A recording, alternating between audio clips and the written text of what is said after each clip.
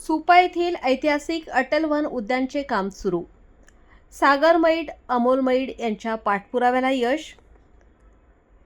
सुपा नगर पुणे महामार्गावर पारनेर तालुक्यातील सुपा येथे ऐतिहासिक भव्य अटल वन उद्यानचे काम सुरू झाले आहे. भाजपचे सरचिटणीस सागर मैड, अमोल मैड यांच्या पाठपुराव्याला यश आले आहे. सुपा येथील युवा नेतृत्व सागर मैड व अमोल मैड यांनी सुपा परिसरात अटल वन उद्यान होण्यासाठी सातत्याने प्रयत्न केले. सुपा येथून हिवरे बाजारला जाताना पवार वस्तीच्या पुढे अटल वन उद्यानची जागा निश्चित करण्यात आली. सुमारे 5 कोटी रुपयांचा निधी राज्यातील वन विभागाने केला आहे. अनेक जण उद्यानचे काम बघण्यासाठी येत असल्याचे सागर मैड, अमोल मैड यांनी सांगितले. नमस्कार. आज आपण पारनेर तालुक्यातील सुपा येथे आलो. नगर पुणे महामार्गावर असणारं सुपा हे गाव आज आपण प्रत्यक्षात इथं अनुभवणार आहोत. त्या सुपा गावामधले एक भविष्यातले जे स्वप्न असणारे, भविष्यातलं नगर जिल्ह्यातलं एक प्रमुख आकर्षण ठरणारं केंद्र म्हणजे अटल वन उद्यान. या अटल वन उद्यानाच्या ठिकाणी आज जे पूर्ण काम चालू आहे, सुप्यामधले सागर मैड आणि अमोल मैड या दोघा बंधूंनी पाठपुरावा करून वेगवेगळ्या पद्धतीने पाठपुरावा करून हे अटल वन उद्यान इथं मंजूर करून आलेलं आहे. मी प्रत्यक्ष पहिल्या दोघांना सांगतो की या प्रकारचे अटल वन उद्यानाची भूमिका समजून सांगा आणि कशा पद्धतीने आपण पाठपुरावा केला होता. नमस्कार. आज काका तुमचं सर्वप्रथम आमच्या सुपा गावामध्ये मनापासून स्वागत करतो.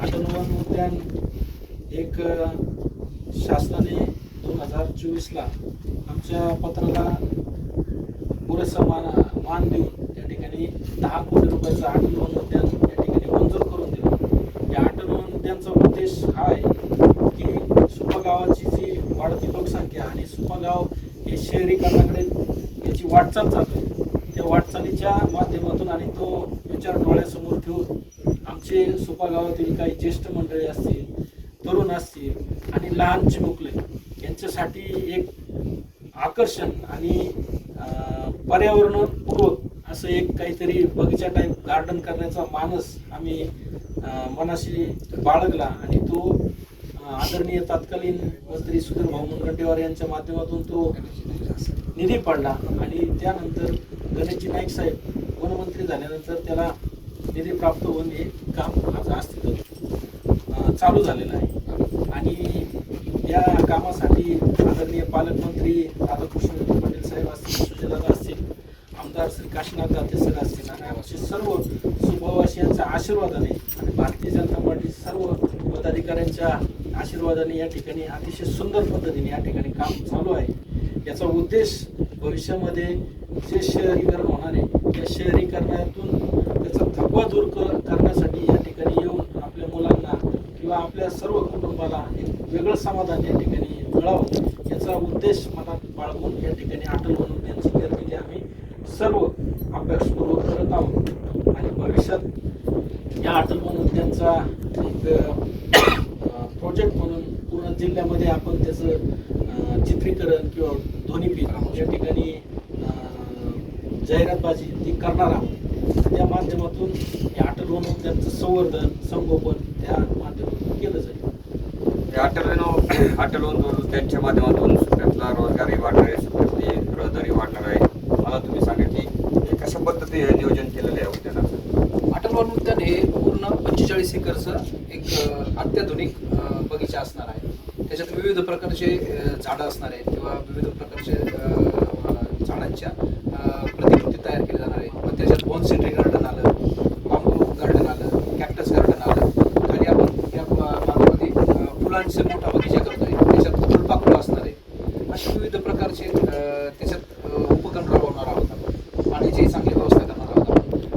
आपण जवळजवळ 20 पॅगोटे तयार करतोय जेणेकरून लोकांना तिथं सहज तपासता येईल, उठता येईल. प्रत्येक सहकुटुंब तिथं त्यांना फिरायला येणं शक्य होणार आहे.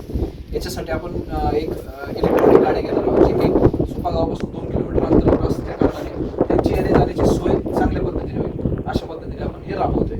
याचं सगळं काम हे खातं करत आहे आणि चांगल्या पद्धतीचं काम करत आहे. या ठिकाणी आपल्या बरोबर काही ज्येष्ठ नागरिक सुपा गावचं वैभव जास्तीत जास्त वाढेल आणि त्यांना प्रत्येक वेळेस करतो की सरकारी दवाखाना हा झालाच पाहिजे आणि त्यात भर पडेल ही त्यांना दोघांना विनंती करतो.